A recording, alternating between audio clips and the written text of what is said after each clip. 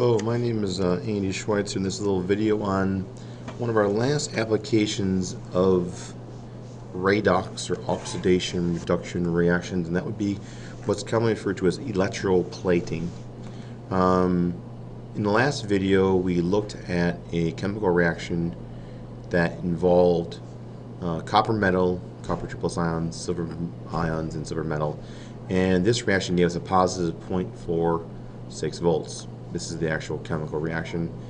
I could run this reaction very easily by creating a beaker, put some silver ions in there. There'll be an anion present as well, and just simply stick a piece of copper in there, and you will see after even momentarily seconds, pull it out, you'll see the silver that is now coating the outside of that piece of metal. Now, in this case,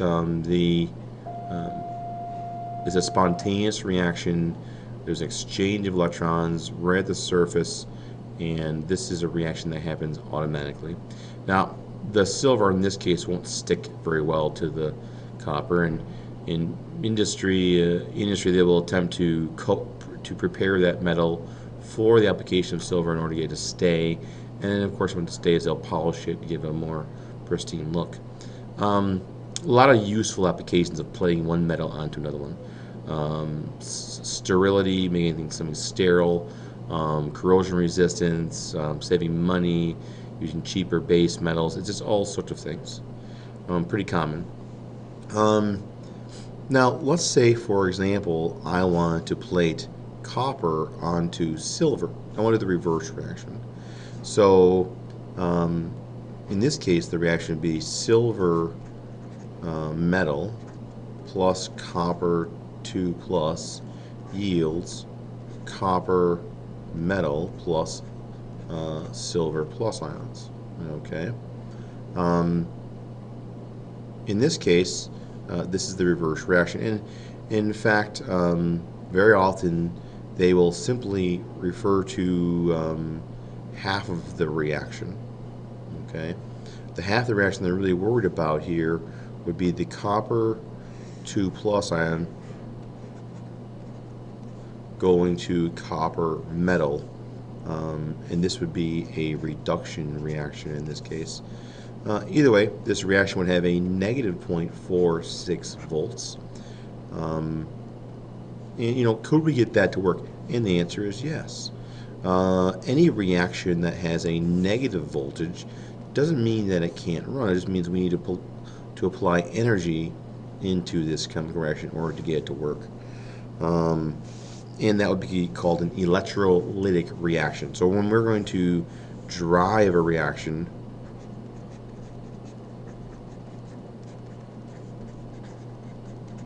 we're using energy, and it's called an electrolytic. Now, lytic usually means to break. A lot of times it breaks up water apart as well while these chemical reactions are occurring. But in this case, I would simply take a piece of a beaker here in this case, and I would start with a solution that involves copper ions, and then I would take a piece of silver, Ag, hook up to a power source, and then it's going to drive electrons through the other way. Back it up a second. My other post is going to be, now my other post could be any number of metals, but in this case we're saying it's going to be a piece of copper metal. That's just fine. I need to make sure I get my current flowing the right way, but we just say this is copper, and it could be any other metal as well. It could be lots of things. I just need the reduction, this to be the cathode. And at that point, the silver, or the copper, will take place right here. This is a reduction reaction, and reduction takes place at the cathode, and the oxidation reaction would take place at the anode. Okay. But whenever we're dealing with, for the most part, whenever we're dealing with these electrolytic reactions, they really just ask us about this particular half reaction that's being plated. So let's look at some common problems that we're looking at here. And of course, for this one, just to make sure, electrons flow from the anode to the cathode. So I want to make sure my current is flowing in this through the power company and in this direction. Okay. This would be an oxidation reaction, and oxidation takes place at the anode. All right. So either way, let's throw out an example of how we might get this to work for us. So for an example problem,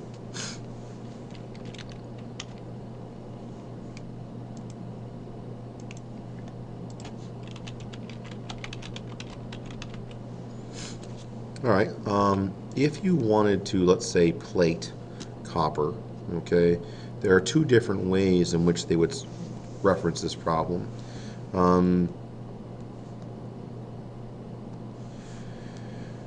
It would say, okay, well, usually this will given the voltage. Now, the voltage in this case for that digression would be at least a positive 0.46 volts. Anything that isn't big enough to counteract the voltage of this reaction isn't going to work. So when you have a minimum of 0.46 volts, very often that's not necessarily the question that they're asking. They're going to ask, usually typical questions would be, what is the mass of copper plated? That's a pretty common question. Or they might say, okay, given the information provided, how long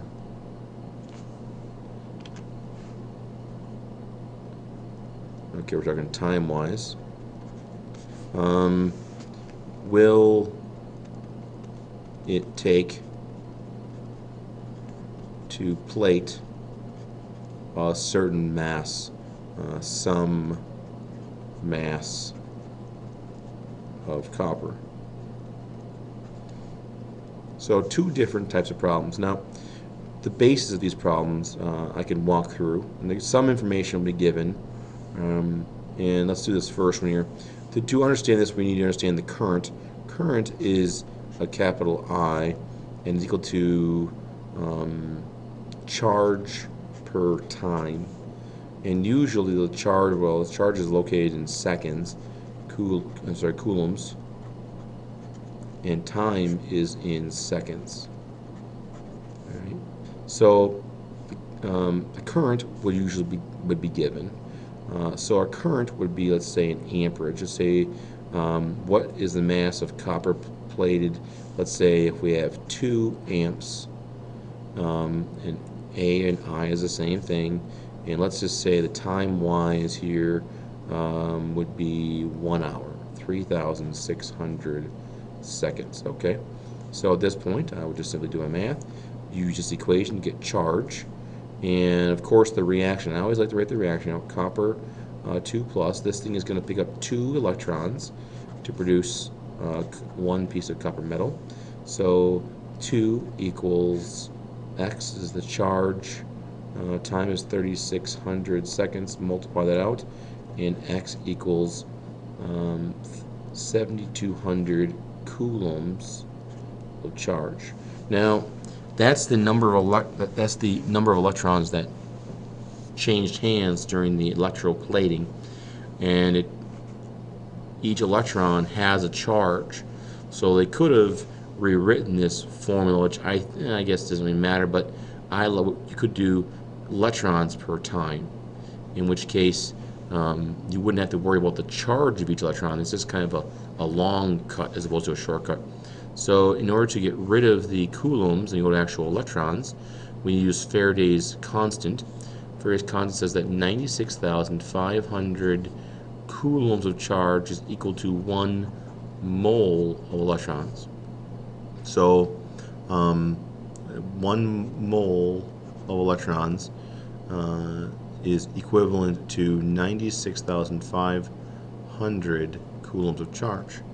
And go ahead and just divide that out. So we don't even have 1 mole of electrons. 7,200 divided by 96,500, and we get around 0.0746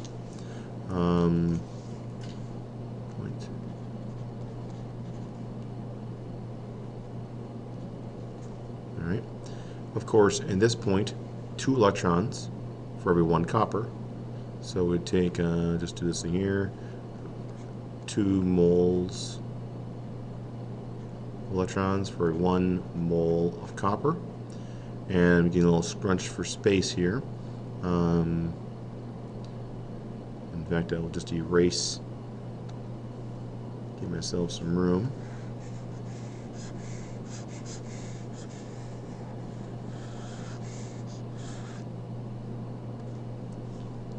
Alright, so just going to put this down here, 0.0746 moles electrons at 2 moles electrons for every 1 copper atom. And this will be my moles of copper.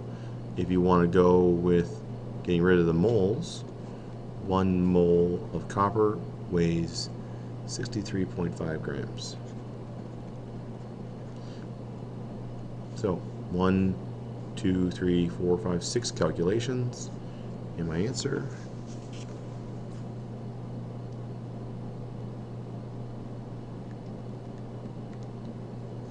.36 grams.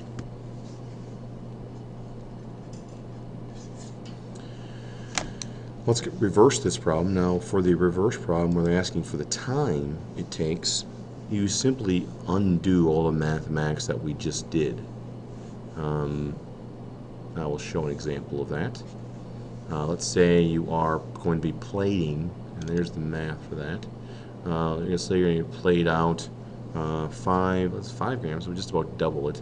Let's say 5 grams of let's go with aluminum metal, and let's say you have 2 amps, just keep it at 2 amps of electron transfer, and I want to know how much time will it take in hours. Okay. Now, before I get started here, I'm just going to plug in what I know. My equation is aluminum plus 3 electrons yields aluminum metal. My current formula, current equals charge, usually it's a lowercase q, divided by time. I want to find the time, so I have 2 amps equals my charge, which I don't know, and my time, which I don't know, so I have to find my charge. Well, if I'm going to plate out 5 grams, I'm going to just take a break here for a second. 5 grams of aluminum, get rid of the grams, right, and go to moles.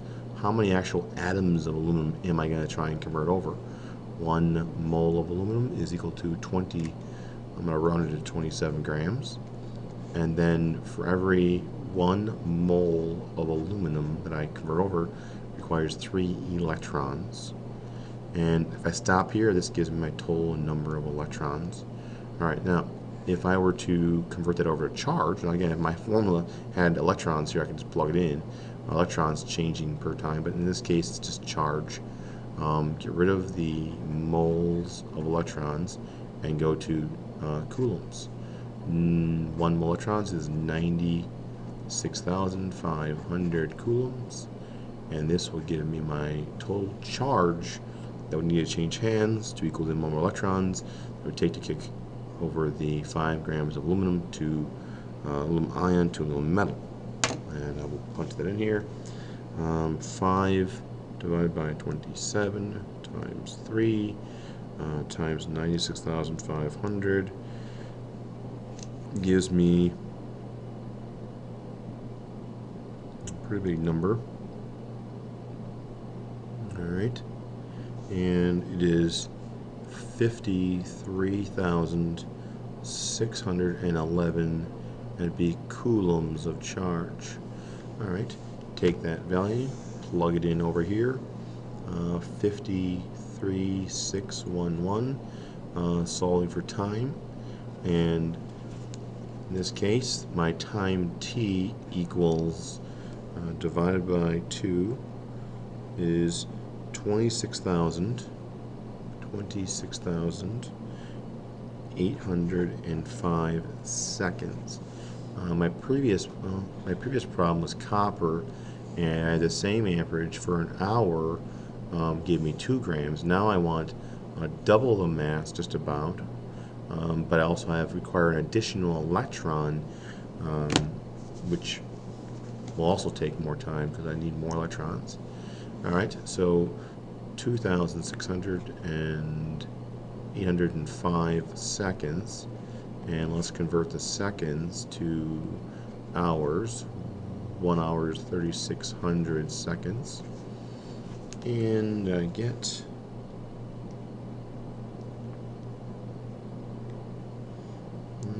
saying about 7.4 hours. Seems a bit long. Could be a technical error there someplace. I'll revisit my math, but at that point the process is what the process is. All right, thank you very much.